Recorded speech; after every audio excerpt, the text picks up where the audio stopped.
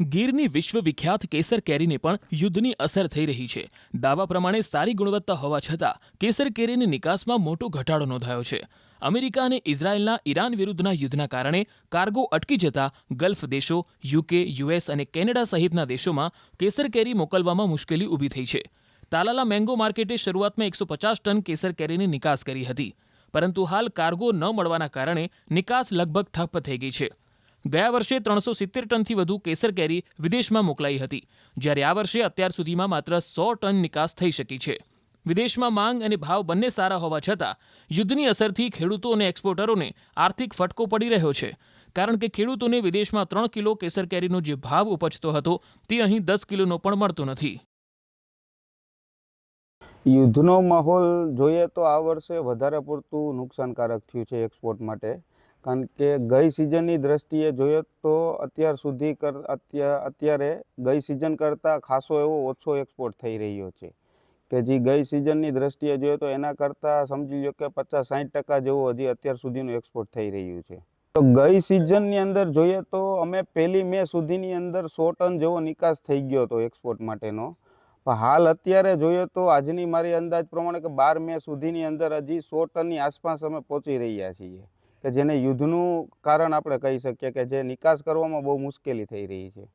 જો યુદ્ધના કારણે અત્યારે એક તો પહેલી વસ્તુ તો કે જે ગઈ સિઝન કરતાં ફ્લાઇટના ભાડા અત્યારે બમણા થઈ ગયા છે, કે જેના કારણે ગઈ સિઝન યુએસએમાં માંગ વધારે હતી, આ વર્ષે એનું ફ્લાઇટનું ભાડું બમણું છે, તો ત્યાં માંગનો અત્યારે બહુ ઓછી જરૂરિયાત પડે છે માંગની હિસાબે। અને જે બીજી કન્ટ્રીમાં જોઈએ તો ગલ્ફ કન્ટ્રી છે, એ કેનેડાની અંદર છે, તો યુદ્ધની અસરને કારણે એનું એક્સપોર્ટ અત્યારે બહુ ઘટી રહ્યું છે।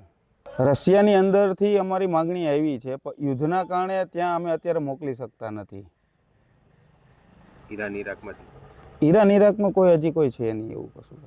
સિઝન પૂરી થતાં જો આ યુદ્ધના આમનામ રહેશે તો મારા અંદાજે 200 ટનની આસપાસ માંડ નિકાસ થઈ શકશે, એથી વધારે નિકાસ થવો બહુ મુશ્કેલ થઈ રહ્યો છે। પાછલા વર્ષની સિઝન જોઈએ તો ઓલ ઓવર સિઝન પૂરી થતાં 300-350 ટન જેવો નિકાસ થઈ ગયો હતો। આ વર્ષે એટલો નિકાસ થવો બહુ અઘરું થઈ જશે। અલગ અલગ કન્ટ્રીના અલગ અલગ નોર્મ્સ હોય છે। જેમ કે યુએસએમાં જોવા જઈએ તો એમાં હોટ વોટર ટ્રીટમેન્ટ આવે છે 3 મિનિટ વાળું, એનું રેડિયેશન આવે છે। અને બીજા જેમ યુરોપ કન્ટ્રીમાં જોવા જઈએ તો એમાં હોટ વોટર હોય છે 1 કલાક માટેનું। આખી પ્રોસેસ એવી રીતના કે આપણે ખેડૂત પાસેથી સોફ્ટ હાર્વેસ્ટિંગ એટલે કે સોફ્ટ હાર્વેસ્ટિંગ એટલે કે મેંગોને આપણે જે પડી ગયેલી, પસાડેલી, ફટકાડેલી મેંગો આપણે ના ચાલે એક્સપોર્ટમાં, તો ત્યાં આપણે એની પાસે સોફ્ટ હાર્વેસ્ટિંગ કરાવીએ। સોફ્ટ હાર્વેસ્ટિંગ થયા પછી આપણે પેક હાઉસમાં લાવીએ, ત્યાં એનું પ્રી હોલ્ડિંગ એરિયામાં પ્રી હોલ્ડિંગ એનું ઇન્ફેક્શન થાય છે, કે જેનું ટીએસએસ કેટલું છે, એનું સુગર કેટલું છે, એનું ટેમ્પરેચર કેટલું છે।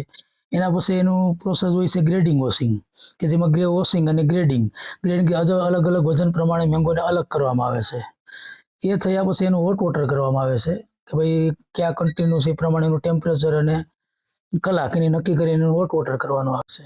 હોટ વોટર થયા પછી એનું પ્રી કુલિંગ હોય છે, કે એને મૂળ અવસ્થામાં પછી લાવવી મેંગોને, જે ટેમ્પરેચર જેનું નોર્મલ ટેમ્પરેચર લાવવી। પછી એના મેંગોની મેચ્યોરિટી જોઈને એનું રેપનિંગ કરવામાં આવે છે। રેપનિંગ થયા પછી એનું પેકિંગ 10-11 પીસમાં 3 કિલોનું 100 ગ્રામનું પેકિંગ હોય છે, બોક્સ 3 કિલોનું બોક્સ હોય છે। અને ત્યાંથી પછી અહીંથી આપણે ઇન્ફેક્શન થાય એટલે યુએસએ હોય તો બાવડા રેડિયેશન, અને રેડિયેશન થઈને ડાયરેક્ટ એરપોર્ટથી ડિસ્પેચ કરવામાં આવે, અને યુરોપ હોય તો અહીંથી સીધું એરપોર્ટ અને એરપોર્ટથી સીધું ડિસ્પેચ કરવામાં આવે છે।